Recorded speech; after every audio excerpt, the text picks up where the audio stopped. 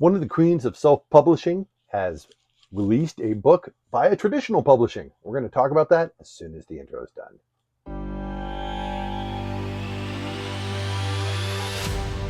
Welcome to the Dormer. I'm Michael. If this is your first time, thanks for coming. If you've been here before, well, thanks for coming back. Also joining me today is Breton because, yeah, he loves you. He doesn't know you, but he loves you. Today we're going to be talking about Blood Over Moonhaven. This is from M.L. Wang. Now, M.L. Wang is best known for Sword of Kaigan, which is one of the top two books I've read this year. And how good is it? I went and picked up the Kickstarter. This is the original Kickstarter. She actually just had a second Kickstarter, both with Wraith marked. This is a slightly higher price point one than the one that they just did. And then there's also, well, because I can't help myself and I'm ridiculous, Sword of Kaigan. This is the Page and Wick edition. Both are absolutely fantastic. I actually read the Page and Wick before I got in the other Kickstarter. Obviously, I bought it off somebody. Sword of Kaigan, fantastic. I'm ridiculous enough. I have the other Kickstarter on order. But in my defense, it's going to be all the self-published fantasy awards. They're going to do the series of them. So you have to get them all so they look good on the shelf together. And then maybe the Polish edition, because I am kind of ridiculous. But back to Blood Over Moonhaven. This is her newest book that is out. This was self-pubbed in 2023, but this edition I was holding up was Del Rey. It is mass traditional published. It came out on the 29th of October, so we're not too far back. I finished it a few days ago, but didn't have time to get any recordings done. Anyways, on this, we're going to talk through this. This is going to be a non-spoiler review. I'm going to try to get maybe a third the way in, maybe a little over a third the way in.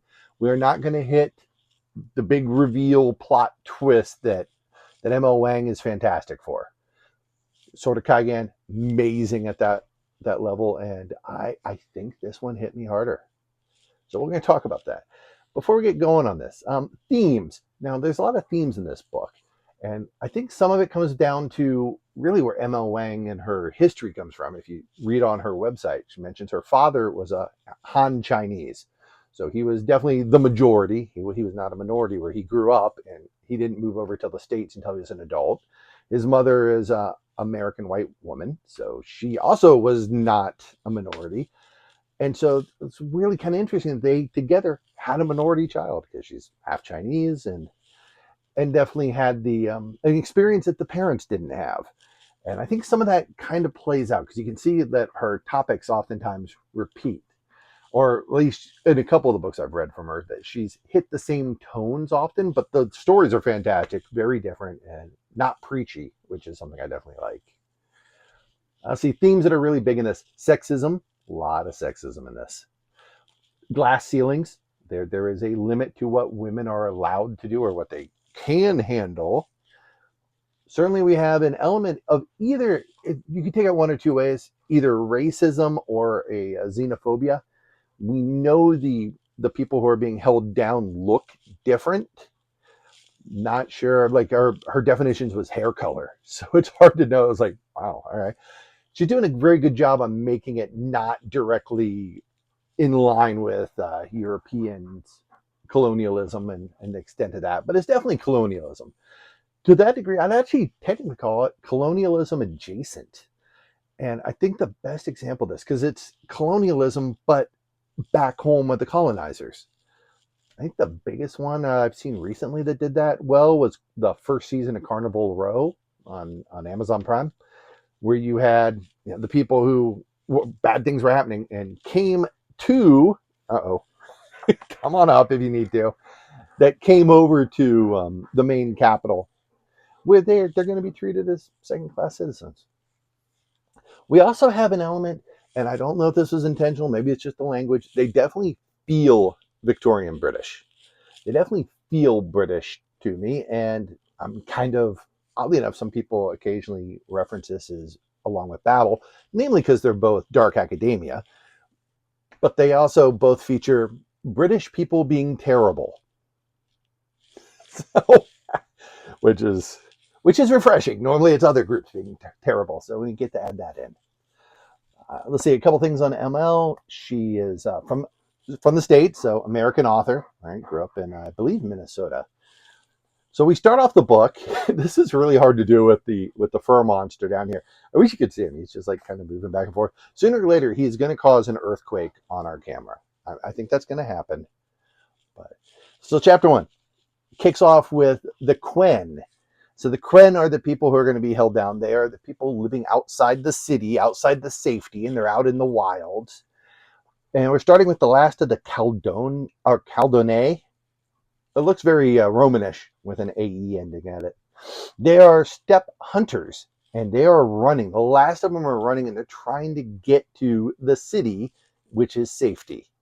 Now they realize there's a really good shot they're all going to die as they do this, because they're running near the city, and apparently near the city is more dangerous from the blight. Now the blight, yes, hello, he's back again. So the blight is this terrible energy force of nature. At the beginning, you don't know. We can talk in more into it later, but not in a non-spoiler video. And so the blight, it quite totally rips people apart, kind of disintegrates them into their component parts in front of anyone watching. Oh, and oftentimes they're alive during it. This seems absolutely horrible. Out of the group of the tribe's people, out of the tribe who went running, 2 of them make it.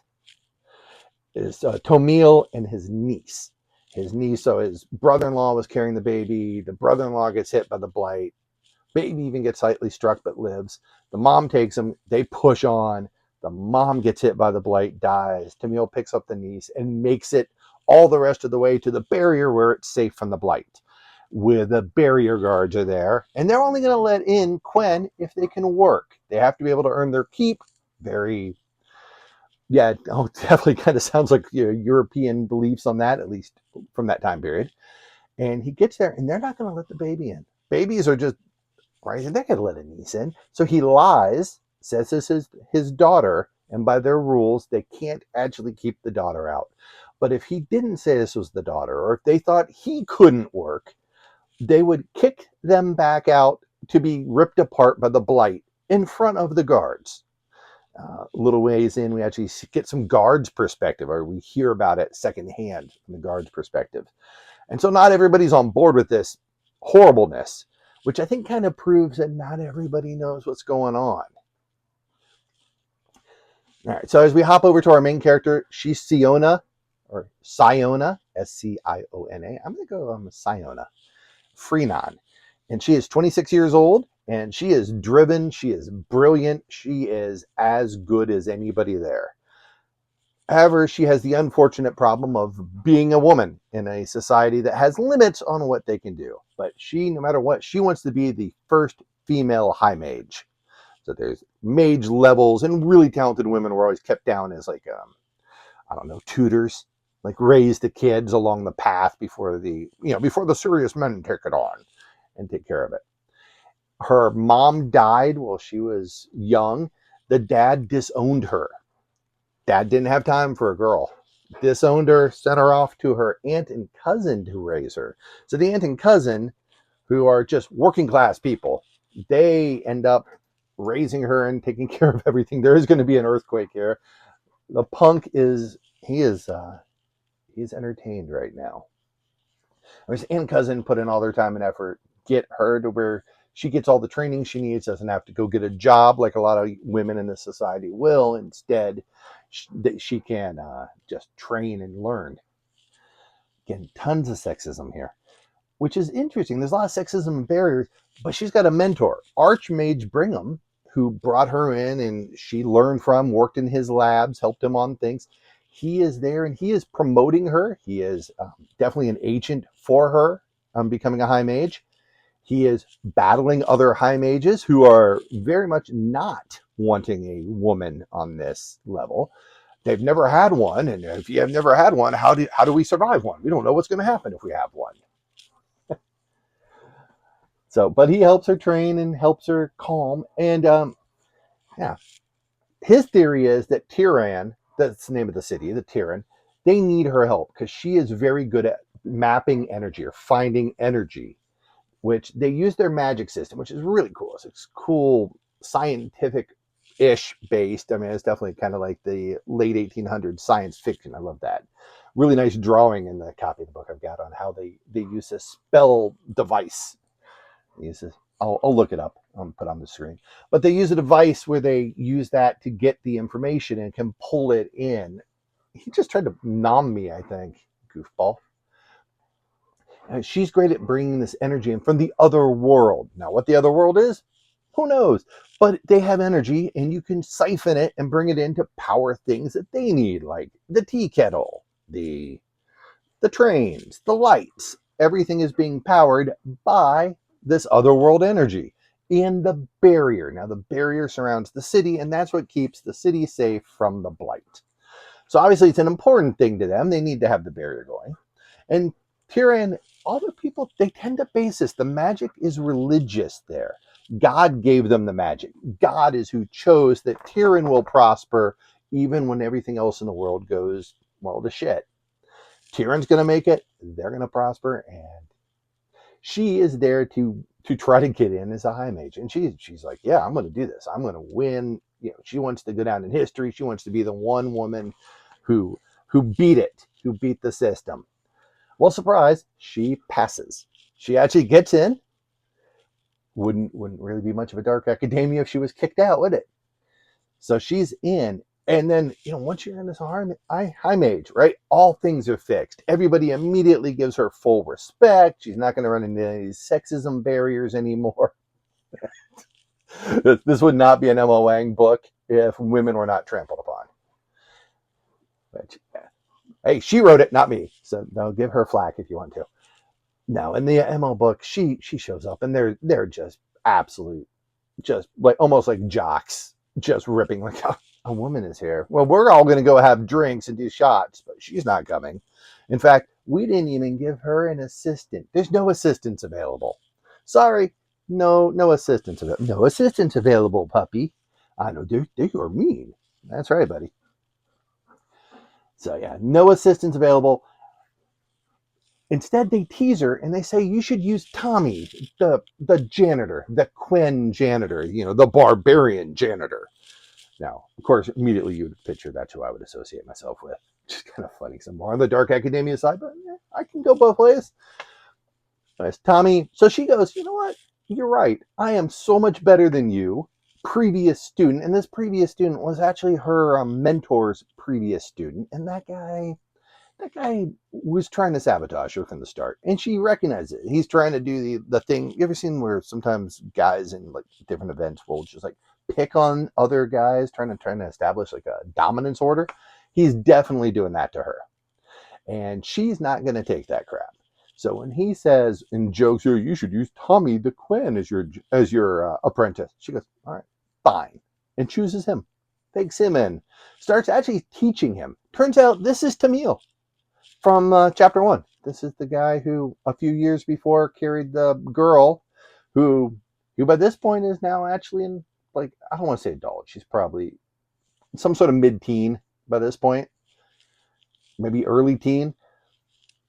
Tommy's there. He's learned the language. He's working as a janitor in where the high mages go to work or to train. And so she helps him, gets him so far up so that he can help. And he's bringing a whole different perspective to the game. Right? If everybody goes, this is the rigid dogma of how magic works. Well, you know what? He's got a different perspective on it. He's seen things that they haven't seen. But no one would ever ask them. And this is back to part of the xenophobia and whatnot. They just do not care about what the Quen do. You can talk right in front of them. What are they going to do? A bunch of barbarians? They don't count. Yeah, classic mistake. Right? Don't attack. Don't start a land war in Asia, and don't discount the people who are making your society work, because they are listening, whether or not you like them to. And yeah, I mean that's a classic, right? So in ML Wong style, this is the classic ML Wong style. There's somebody who's a believer, they really care for it, and their beliefs are just suddenly up for scrutiny. They're what they believe is wrong, however long it takes them. Well, that might take a while. Anyways, Siona's beliefs, they are absolutely just shattered. Everything she's fought for and worked for isn't what she thought it was. And Emma, oh man, she just leaves everybody. Anyone who loves that character, anyone who loves her characters, she just leaves them broken wrecks too. So it's hard. Fortunately, Sayona, at least earlier in the book, is a little. She's very driven, and so it's a kind of driven character. She's not really tugging on the heartstrings too much yet. Let me throw that out there for you. All right, quick little wrap up, and then we'll get you out of here. Goal. So the good.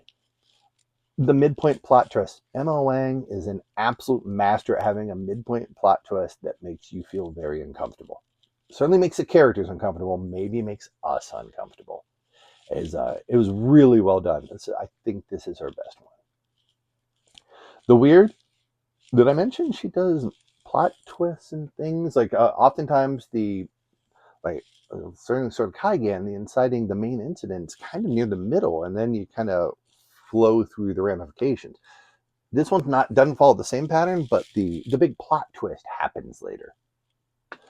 That and what it leads to is that the ending isn't that surprising. The ending kind of went where I thought it was going to go.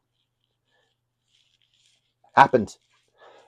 And the bad to some people, and I'm going to disagree with these people. I'm up front. There is some criticism. I read through a lot of people's reviews, especially when paperback came out in 2023. Some people saw it and thought that this is a white savior type situation, or certainly a colonial savior. I disagree because I think the white savior notion would have to be like you would go there and fix their woes because I know better. Look at my skin; it's pale. I know better, right? That's the white savior mentality. I think this is fixing themselves, which is a different whole genre in my humble opinion. So I don't like that notion that that's what they're seeing. Maybe I don't know if they got all the way through the book.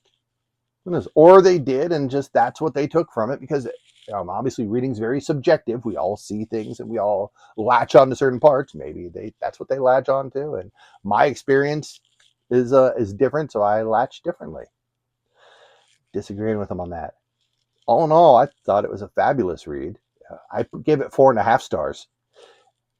Yeah, not quite 5. It would be hard. It didn't. Maybe it's the genre. It just doesn't capture 5 stars for me all that easily, which is possible. I mean, sort of Kaigan definitely. I enjoyed a lot of the scenes that I see other people talk about, and they don't like. Come on up, goofbutt. At least say hi to everybody. he's he's back for more. So hey, thanks for coming again. 4.5. Emma Wang. This is Blood Over Moonhaven. I keep always saying this. I keep saying this like Moon Over Bloodhaven. I don't know where I got that backwards in my brain, but man, somehow it stuck. All right. Thanks so much, and I'll see you next time.